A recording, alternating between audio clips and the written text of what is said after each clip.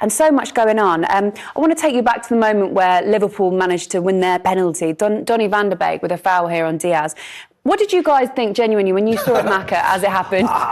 Well, I thought it was no penalty, I really did. I know he sort of accidentally stands on his heel, but nobody appeals for it. The game carries on, and as they do in Europe, VAR suddenly start getting involved, and you know, he stands on his heel, he slips a bit. It was a very scruffy decision, wasn't it, to give a penalty. I wouldn't have been particularly happy. I mean, it's great for Liverpool, of course it is, but if I was on the opposite end, I'd be distraught about it. Yeah. There was no doubt when he stepped up there, that man. Yeah. Been quiet all evening, really, and then all of a sudden he steps up, continues his rich vein of form and scores the winning goal. It's like, that's all he's there for, that's what he wants to do. Was Donny van der Beek, I mean, he's unlucky there, but should he put himself in that position in the first place, Rio? Yeah, maybe the only criticism is maybe a bit overzealous in terms of trying to get to the ball, because he didn't even get to the ball in the end either. He didn't touch the ball. But I'm like Macca. I just think that there's no real intention or intent to step on his ankle and take his boot off. And clumsy is probably the best word, maybe. He's given the referee an opportunity to make a decision, or VAR to get involved. For VAR to get involved, mate. That was it, isn't it? I mean, you expect your midfielders to close down, but if you accidentally stand on an inch of his heel on the back, I mean, it's very, very unfortunate. You know, it is with all respect, it's a contact game, and we see a lot more contact at corners and at free kicks, which go, unmentioned to. So I don't think it was a penalty, regardless of the result. I agree. Let's have a look at some of Girona's best moments. Rio, at times were you impressed with their performance? Yeah, at times they showed it. This was a great opportunity, one of their best of the game. Daley Blind, probably the wrong person in that position to execute.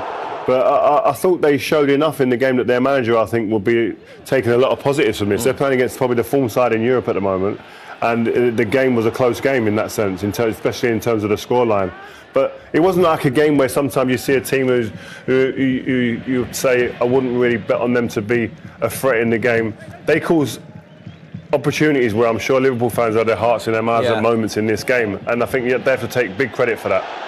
Look at this. Yeah, this was really Danjuma, wasn't it? We've seen Danjuma, unfortunately, but we know the players, and we know a lot of the players because we've seen them in the Premier League. And Danjuma is, unfortunately, that's what he's known for. Hell of a talent, can beat people, can drop shoulders, but it's his final product, his end product lets him down, and that's what it did today. And Liverpool dominated the second half, really. And you see a lot of these teams, the smaller teams, they're like backs against the wall, defensive. Look at the stats there. They have many shots on goal, their opportunities. They were actually picking their moments within the game to be a threat. So I think, as I said, as the manager and as a team, I think they can take enormous credit from this game. Mac, I know you've said in the past this season that you're not necessarily surprised that Arne Slot has done well and hit the ground running. But 6 out of 6 in the Champions League is, by anyone's standards, very impressive. I thought this transition would be quite seamless, but I've been very, very surprised by the results, without a shadow of a doubt. Going away to Milan, I expect Bologna, of course, but Leipzig have always got a decent past. To go away and play the Leverkusens and the Madrids and beat them easily. That has been surprising, but I did think Liverpool would qualify out of this group. I had no qualms at all with the talent at the disposal, but I didn't expect them to be almost perfect as to where they're sitting now in the league, in the Champions League, and in the League Cup, which will come next week, won't it? It is early doors, and I hate asking these kind of questions, but you have to when there's a superior record like Liverpool have got at the moment. Do they make themselves favourites for you, Rio, at the moment for the Champions League? I think I always struggle with that at this stage. It's like form-wise right now, yes they have to be the favourites, but the trophy isn't handed out right at this point.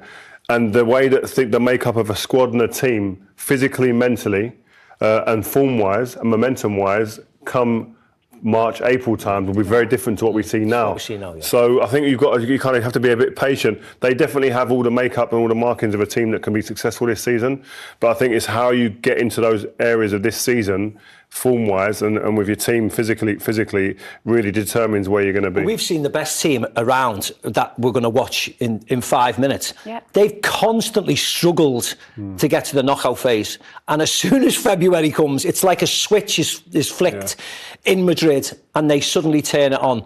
So as much as they're struggling now and they're in 24th before tonight's games, and they've got a team who are top of Serie A who they're going to meet, they will still be one of the favourites, surprisingly, because of who they've got on the team and when they're ready to go, when the business end comes. Just back to Liverpool as well. Look, we saw a bit of rotation tonight. We saw Alisson come back into the starting lineup as well, so they can build on that. And the criticism might be compared to last season, towards the end of the season, they fell away a little bit, Liverpool, because they struggled with those kind of injuries.